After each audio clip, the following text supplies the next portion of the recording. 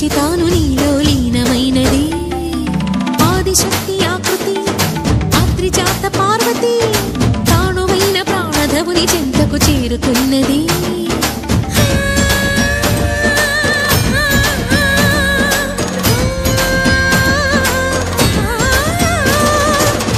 భువికి తరలించేలా ధరణి దివిని తలపించేలా